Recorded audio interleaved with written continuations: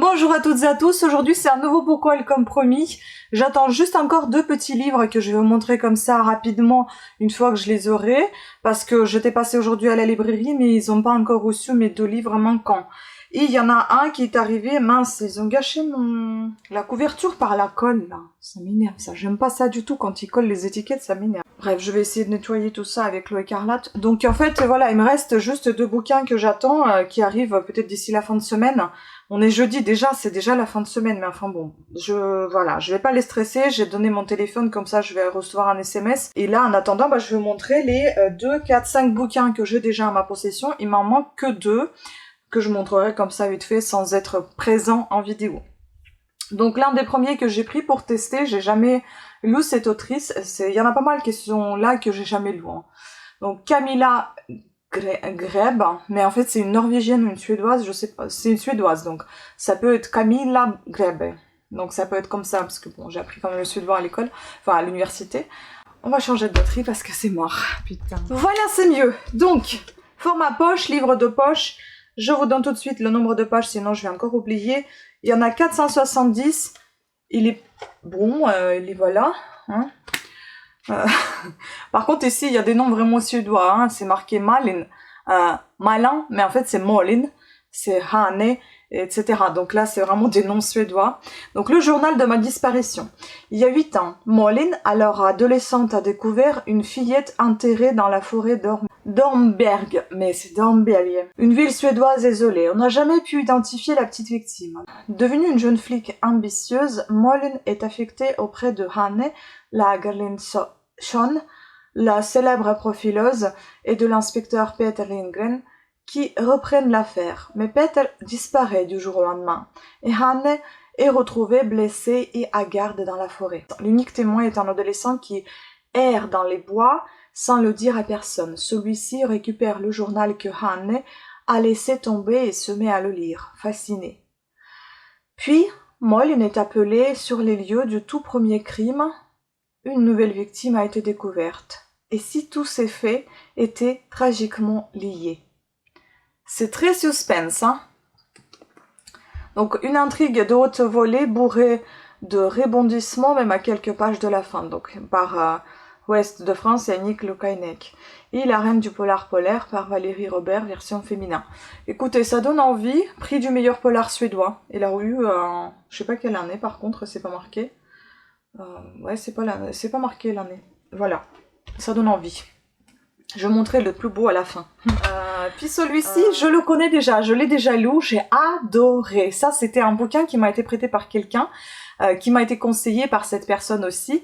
Je l'ai lu, j'ai adoré, je me suis rappelé que bon, j'ai adoré ce bouquin, il est toujours dans ma tête, donc je vais le reprendre et je vais le relire. En fait, les livres comme ça qui restent longtemps dans mon cerveau, on va dire, dans ma mémoire, j'ai envie de les relire parce que ça m'a laissé une belle empreinte dans mon cœur et dans ma tête, et j'ai envie de replonger de nouveau dans cette belle histoire que j'ai déjà lue, mais je ne vous ai pas fait de vidéo parce qu'à ce moment-là, j'avais pas encore ma chaîne YouTube, celle-ci, donc je vais relire un jour et puis je vais vous en parler, mais c'est quelque chose de super, c'est adorable. Je pense qu'il y en a déjà parmi vous qui ont déjà lu ce bouquin, donc Jenny Colgan, on va dire le nombre des pages que vous avez ici. Ah, vous avez des recettes à la fin, ça je me souvenais plus. 495 pages, donc aux éditions Pocket, délicieusement chaleureux, Sophie Kinsella. Donc voilà ce qui est marqué. La petite boulangerie du bout du monde. Quand son mariage et sa petite entreprise font naufrage, Polly quitte Plymouth et trouve refuge dans un petit port tranquille d'une île des Cornouailles. Quoi de mieux qu'un village de quelques-uns battus par les vents pour réfléchir et repartir de zéro? Seule dans une boutique laissée à l'abandon, Polly se consacre à son plaisir favori, préparer du pain. Petit à petit, de rencontres farfelues avec un bébé macareux, blessé, un apiculteur, dilettante, des marins gourmands, un petit bonheur partagé, ce qui n'était qu'un break semble annoncer le début d'une nouvelle vie. C'est vraiment très touchant cette petite histoire, elle est très, j'aime beaucoup, assez amusante. Également chez Pocket, dans la même série, donc vous avez une saison dans à la petite boulangerie et Noël à la petite boulangerie, rendez-vous au Cupcake Café. Je ne sais pas si j'ai envie de lire la suite. Est-ce que c'est la suite les autres livres? Il faut que je regarde sur internet ce que ça veut dire. Est-ce que c'est vraiment la suite ou pas la suite? Voilà. Ensuite, c'était un peu con ce que j'ai dit suite et pas la suite. Est-ce que c'était une suite ou c'était des livres à part? Donc celui-ci, il m'a tenté quand j'étais à la non pas à la boulangerie, quand j'étais à la librairie, il m'a tenté, je l'ai vu. Et après, bon, je l'ai revu encore sur internet, sur Amazon, je me dis je prends pas, bon, je l'ai pris. Olivia Ruiz, je ne connais pas du tout cette autrice, que de son nom, je le connais, et c'est tout. Alors, ici nous avons, pareil, livre de poche, il est tout petit, il est tout fin, assez dense, et nous avons ici 180 pages. Donc, la commode tiroir de couleurs. Parce que c'est ça que je veux que tu retiennes. Nos couleurs, chaudes, franches. Je veux que ces femmes si différentes, si vivantes, si complexes, qui composent ton arbre généalogique puissent t'inspirer et t'aider à savoir qui tu es. Le fruit de quel voyage et de quelle passion. À la mort de Rita, surnommée Abuela, sa petite fille hérite de l'intrigante commode qui avait jadis nourri toute sa curiosité et son imagination enfantine. Le temps d'une nuit, ouvrant ses 10 tiroirs, elle découvre les secrets qui ont scellé le destin de plusieurs générations de femmes entre l'Espagne et la France, de la dictature franquise à nos jours. Dans ce brillant premier roman, Olivia Ruiz révèle son formidable talent de conteuse et nous offre une fresque flamboyante sur l'exil. C'est pas une chanteuse, elle? C'est pas elle, la femme chocolat? J'ai pas envie de vous dire des conneries, mais attends, je vais regarder. Bah si, c'est elle. Donc c'est une chanteuse, en fait. Voilà, c'est pour ça que je la connais de nom, mais je connaissais pas du tout qu'elle écrivait. Bah si c'est son premier roman, donc elle doit s'y mettre. Faudrait que j'y m'y mette aussi à écrire. Je commence à de plus en plus apprécier... bon, ça fait longtemps que l'idée me trotte dans la tête, que j'avais envie d'écrire quelque chose, mais bon... il faut vraiment quelqu'un qui me relise, qui m'aide, etc. Et je ne sais pas le sujet, mais je pense qu'un jour je commencerai à écrire quelque chose. Je sais pas quoi encore, mais peut-être. Et puis en plus, je remarque que j'ai beaucoup de bouquins qui parlent des carnets, de la papeterie, des bouquins, les livres et qui parlent des livres en fait. Donc je suis quelqu'un qui apprécie énormément tout ce qui est papeterie, tout ce qui est bouquinerie. J'aime beaucoup feuilleter, lire, écrire, regarder, enfin j'ai plein de carnets, enfin je suis quelqu'un qui est très inspiré par l'écriture. La culture aussi, j'adore. Donc, on verra. Il y a beaucoup de livres vraiment qui parlent des carnets chez moi. Et je suis en train de collectionner. Je collectionne les carnets. Bon, je me suis arrêtée un petit peu parce que je commence à en avoir beaucoup, vraiment beaucoup.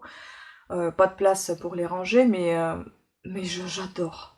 Donc, on verra un jour. Peut-être qu'un jour, j'écrirai quelque chose. Et vous me connaîtrez. Enfin, laissez tomber, hein, tout ça. Ouais. Donc voilà, hein, ça donne envie, puis un coup d'éclat et un coup de maître, le point qui dit « Il au monde des livres aussi une fable, un habité de fantômes, de désir, de délire, d'absolu, un récit ardent. » Un texte délicat, poétique et poignant par RTL. Écoutez, on verra bien. Ensuite, celui-ci, il a fallu l'attendre à 2 ou à 3 semaines dans la librairie d'à côté. J'ai dit non, c'est pas la peine, donc j'ai commandé sur Amazon finalement. Zoé Shepard, Zoé à Bercy, travailler, moi, jamais. C'était bien dit ça, non?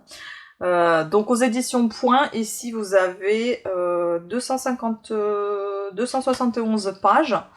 Donc, est-ce qu'il est dense ou pas trop? Ça va. Moi j'aime bien en fait, vous avez, vous voyez? Des écritures qui changent comme ça et puis on dirait que c'est écrit à la main. C'est génial ça. Moi j'aime beaucoup quand la police change dans les... Le police change dans les livres. Ça c'est très intéressant. Ce que je viens de dire. Donc 2015, oui ça date un peu. Donc je pense qu'il y en a parmi vous qui connaissent déjà ce bouquin.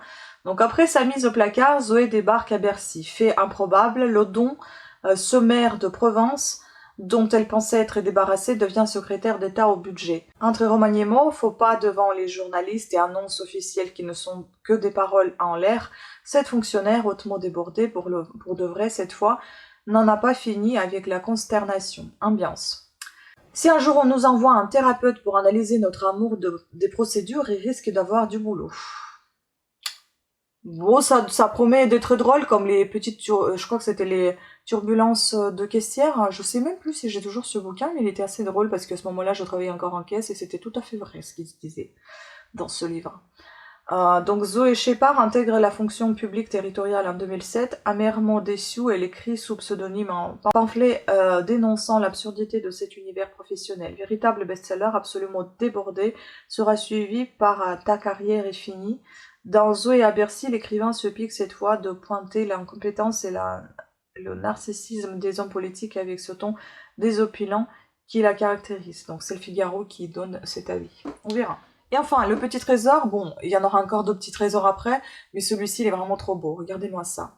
Déjà, cet auteur, il me tentait énormément. Je ne le connais absolument pas, je sais qu'il est assez connu, mais je le connais pas. Et j'avais été tentée d'acheter ce livre, parce que, bon, ça c'est un peu con ce que je vais dire, mais je suis tombée littéralement de cette jolie couverture. Elle est juste magnifique. Puis ce bleu électrique avec du doré, c'est trop beau, regardez-moi ça. Bah, et puis après, je me suis dit, bah, ça me permettra de découvrir cet auteur qui est Gilles Le Gardinier. J'ai du mal à prononcer son nom, à chaque fois je me trompe.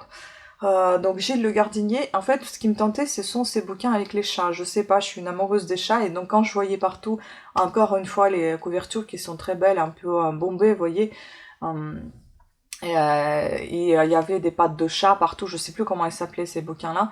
Et il y en a très très longtemps aussi, encore quand j'ai travaillé chez Monoprix, il y en avait d'autres bouquins, et le chat avec un bon nez, enfin bon, je sais pas comment ça s'appelle ces livres-là, mais j'étais tentée tout le temps par ces bouquins, mais j'ai jamais acheté.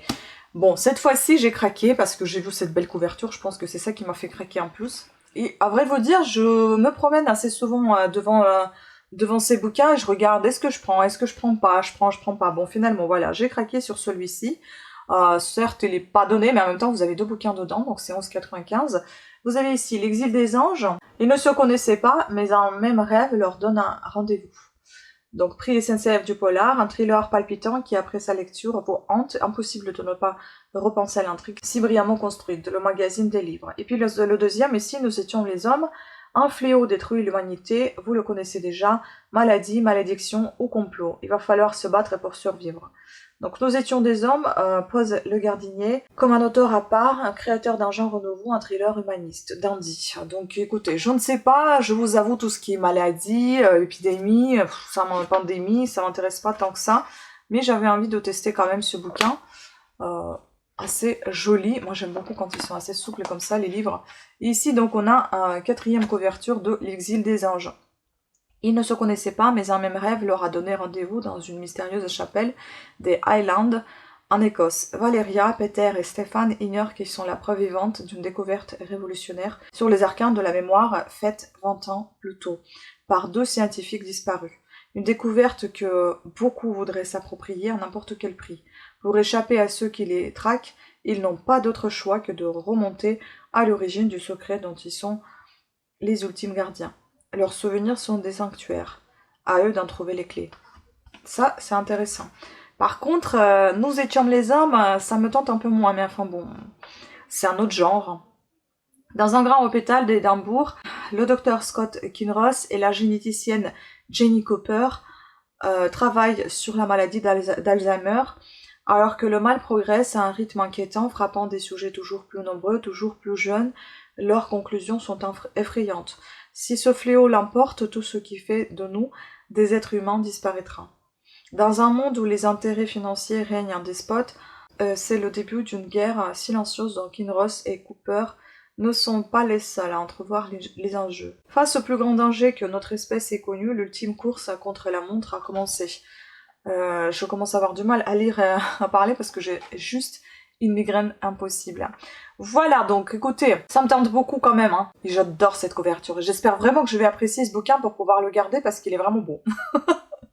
Et j'espère qu'il est bon à l'intérieur surtout. Bon, il y a la factrice qui est arrivée, on verra si j'ai un courrier. Voilà, donc plus que 2 bouquins que je vais vous rajouter après dans cette même vidéo. Bon, vous verrez peut-être forcément pas, je ne suis pas sûre que je vais réapparaître, donc je vais tout simplement abaisser la tête de caméra pour vous les présenter, ça sert à rien de toute façon que vous voyez. Vous connaissez mon émotion, je le transmets même sans me voir, je pense. Voilà.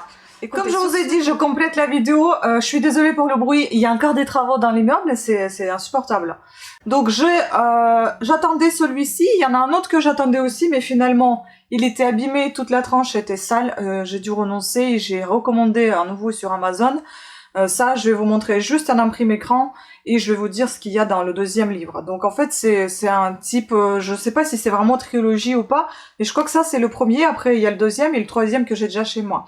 Donc Anne, Gaël, en fait, le 3e, si vous voulez, c'est tout ce que j'ai acheté, c'était que les derniers, et là, j'achète que les premiers, en fait. Mais bon, Anne, Gaël, Huon, le bonheur n'a pas de rides.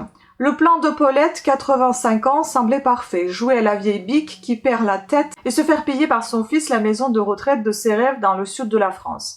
Manque de chance, elle échoue dans une auberge de campagne au milieu de nulle part. La nouvelle pensionnaire n'a plus qu'un objectif, quitter ce trou le plus vite possible.